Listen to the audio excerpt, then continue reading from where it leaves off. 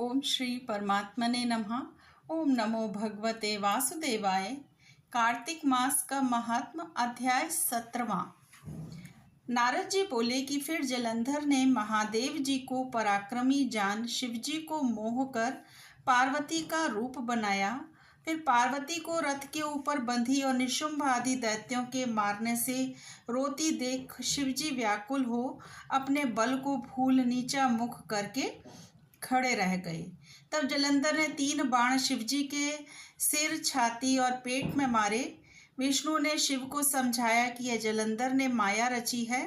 फिर शिवजी ने भी माया करके भयंकर रूप धारण किया। महादेव जी का अति भयंकर रूप देखकर कोई दैत्य उनके सामने न ठहर सका और वे 10 दिशाओं में भाग गए। महादेव जी ने शुंभ निशुंभ को श्राप दिया कि तुम मेरे युद्ध में से भागे हो, इसलिए पार्वती के हाथों से मारे जाओगे।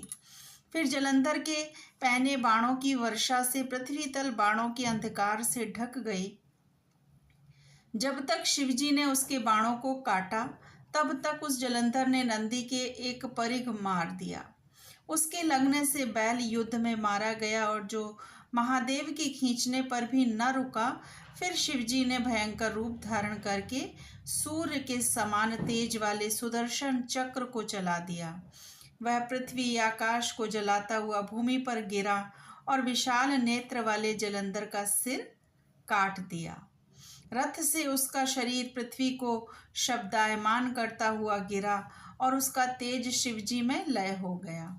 ब्रह्मादिक देवताओं को यह सब देख आनंद हुआ।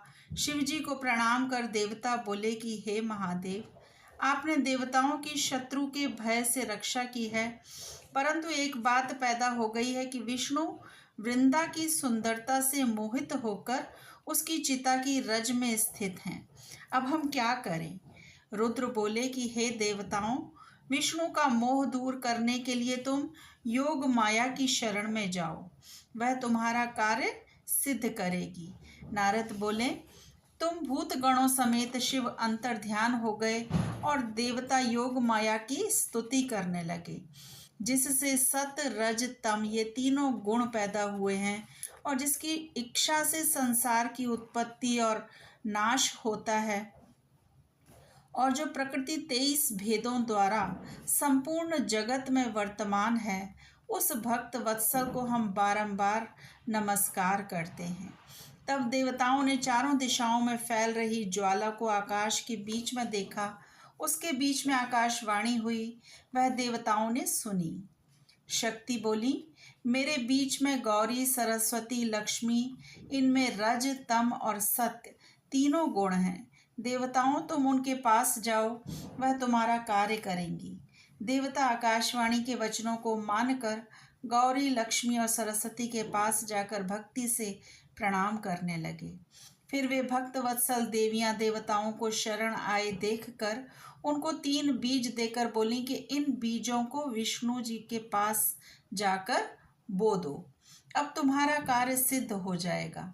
नारद जी बोले, देवता और सिद्ध के समूह बीजों को लेकर वहां गए, जहां वृंदा की चिता भूमि में विष्णु भगवान दुखी होकर विराजमान थे, जिन्होंने वे बीज वहां जाकर बो दिए। यह अध्याय कार्तिक मास के इस महत्व और उसमें होने वाली घटनाओं के पौराणिक महत्व को दर्शाता है, जहां भगवान शिव और उनके गणों की वीरता और शक्ति का विवरण मिलता है और जलंधर जैसे दैत्य के साथ उनकी लड़ाई का चित्रण भी मिलता है। यह अध्याय भक्ति एवं शक्ति की महत्ता का विशेष संदेश भी देता है। ओम नमो भगवते वासुदेवाय। श्री कृष्ण अर्पणम अस्तु। हरे कृष्ण।